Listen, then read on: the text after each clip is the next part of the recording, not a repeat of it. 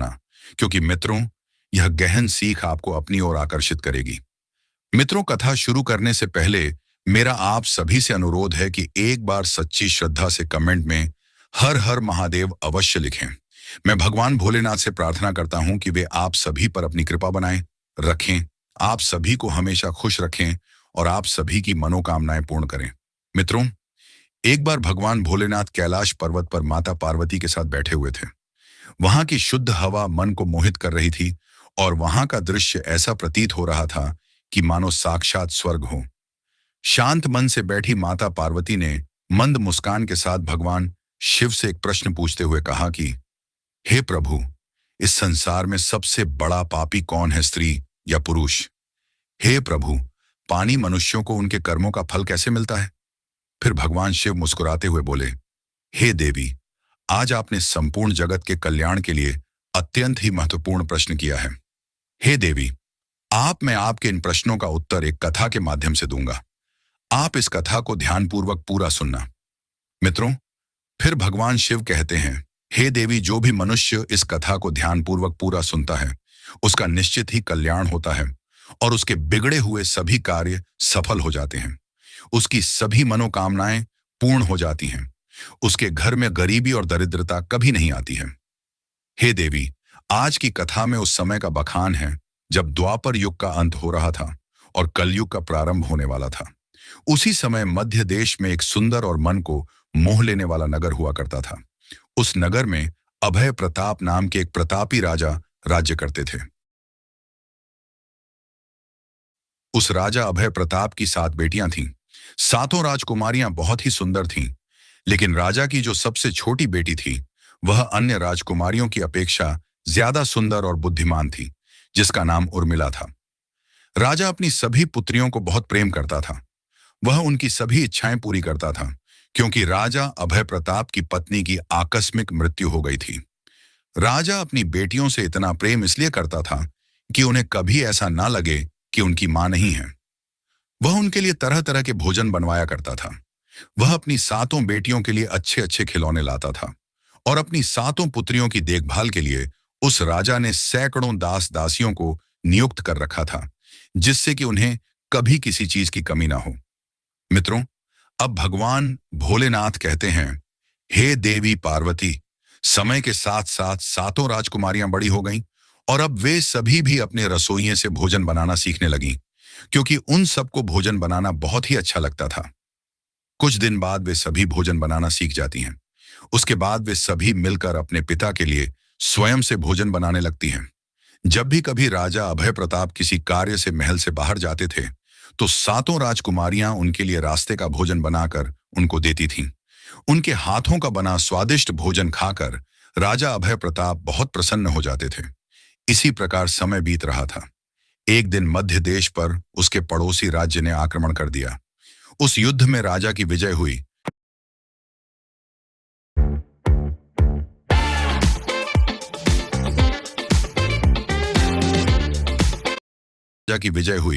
परंतु राजा ने अपने वीर सेनापति उग्रसेन को उस युद्ध में खो दिया। सेनापति उग्रसेन की एक सुंदर पत्नी और एक बेटी थी। सेनापति की मृत्यु के बाद वे दोनों इस संसार में अकेले रह गए थे। फिर एक दिन सेनापति उग्रसेन की पत्नी राजा अभय प्रताप के महल में आती है और राजा से मदद मांगने लगती है। सेनापति उग्रसेन की पत्नी राजा अभय प्रताप से मदद मांगते हुए कहती है, हे महाराज, मेरी मदद कीजिए।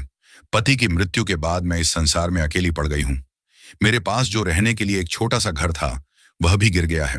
कृपया आप मुझे रहने के लिए कोई स्थान दे दीजिए। सेनापति की पत्नी की बात सुनकर राजा अभय प्रताप को उस पर दया आ जाती है और राजा अभय प्रताप ने अपने मंत्री को आदेश देते हुए कहा, महामंत्री जी, महल के बाहर जो हमारा निवास स्थान है, उसे सेनापति उग्रसेन की पत्नी को रहने के लिए दे दिया जाए। राजा का आदेश मिलते ही मंत्री सेनापति की पत्नी को अपने साथ चलने के लिए कहते हैं और उसे महल के बाहर ले जाकर उसे वह घर दे देते हैं। फिर वह अपनी बेटी के साथ उस घर में रहने लगती है। मित्रों, अब आगे भगवान शिव जी कहते हैं, हे देवी पार्वती, वह स्त्री शाम होते ही प्रतिदिन महल में आती और रसोई में जाकर राजकुमारी से आग मांगती थी।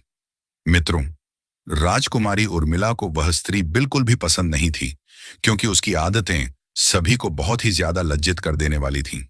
इसलिए जब भी सेनापति की पत्नी आग मांगने महल में आती, राजकुमारी उर्मिला उसका अपमान करने लगती थी और उस पर क्रोधित हो जाती थी।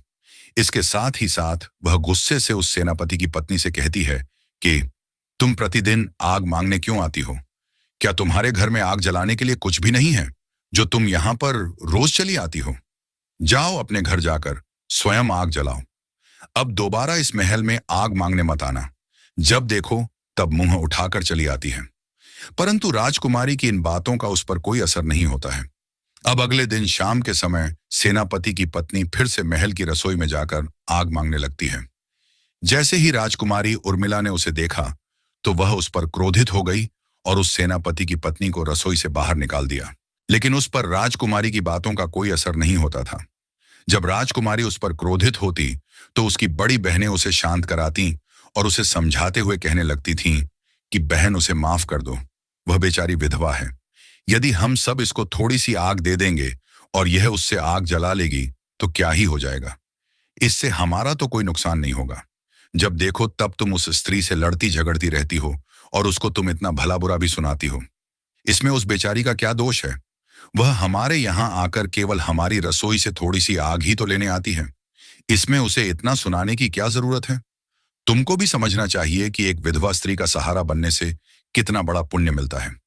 अब अपनी बड़ी बहनों की बात सुनकर छोटी राजकुमारी उर्मिला गुस्से में आकर अपनी बहनों से कहती है, अरे बहनों, आज तुम्हें मेरी बात समझ नहीं आ रही है, लेकिन देख लेना, एक ना एक दिन यह स्त्री हमारे साथ छल अवश्य करेगी, क्योंकि इसका चरित्र ठीक नहीं है और एक दिन यह हमारे लिए बहुत बड़ी मुसीबत पैदा कर देगी। मेरी इस बात को तुम सभी गांठ बांध लो, देख लेना ऐसा होगा जरूर। अब इतना कहकर छोटी राजकुमारी उर्मिला अपने कक्ष में चली गई। उसके बाद यह सिलसिला इसी तरह चलता रहा। अब वह औरत उन राजकुमारियों के प्रति षड्यंत्र रचने लगी।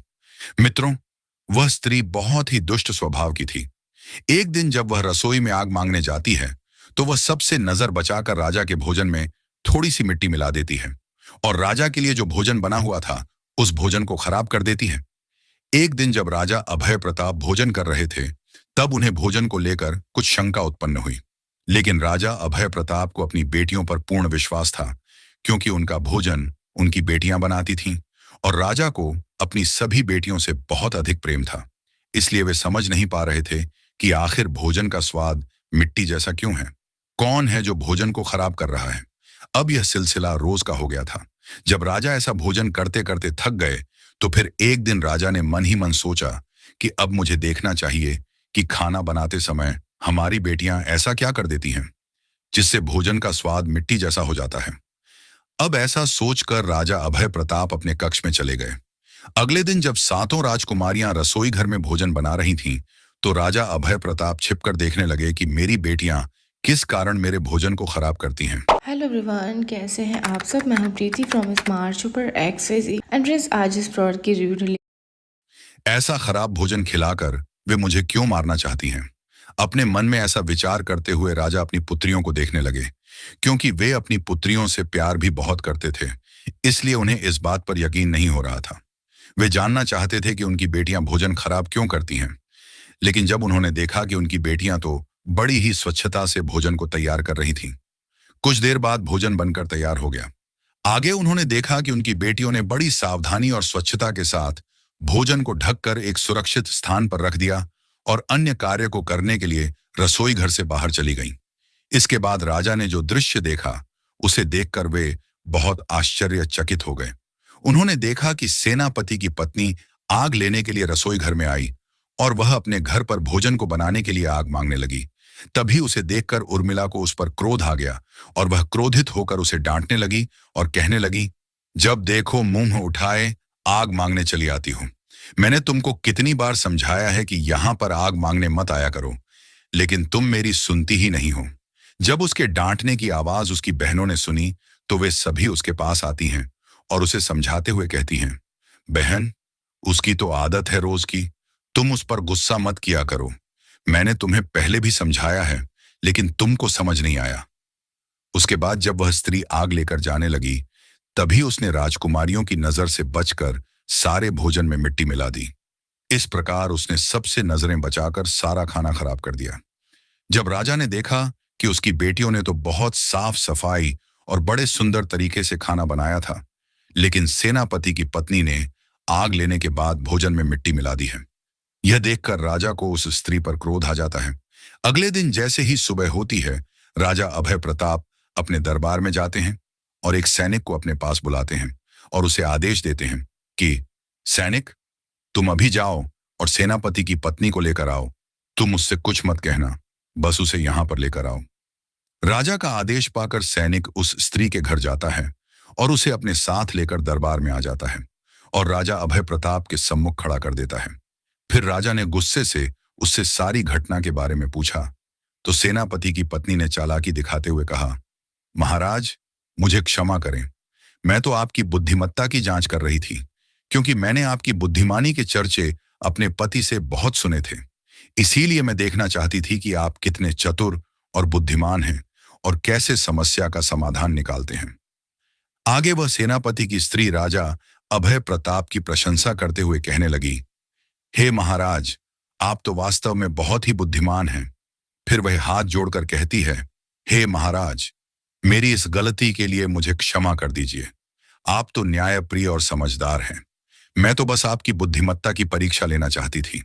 आप उसमें सफल हो गए हैं और मैं फंस गई हूं। मित्रों, इस प्रकार उस दुष्ट स्त्री ने राजा को अपनी मीठी मीठी बातों के मायाजाल में उलझा दिया। उसकी ऐसी बातें सुनकर राजा भी उसकी समझदारी के कारण उस पर अत्यधिक प्रसन्न हो गया और उसकी सुंदरता पर मोहित हो गया।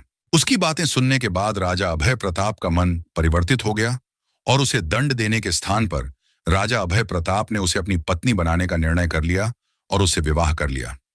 राजा के इस निर्णय को देखकर सारा राज दरबार सोच में पड़ गया, किंतु कोई कुछ नहीं बोल सकता था, क्योंकि यह एक राजा का फैसला था। अब राजा के साथ उस सेनापति की पत्नी का विवाह हुआ। अब तो सेनापति की पत्नी राजा अभय प्रताप की रानी बन चुकी थी। अब यह नई रानी राजा की पहली पत्नी से पैदा हुई 7 बेटियों से बहुत अधिक नफरत और घृणा करने लगी। वह चाहती थी कि किसी भी प्रकार से ये 7 राजकुमारियां महल से निकल जाएं।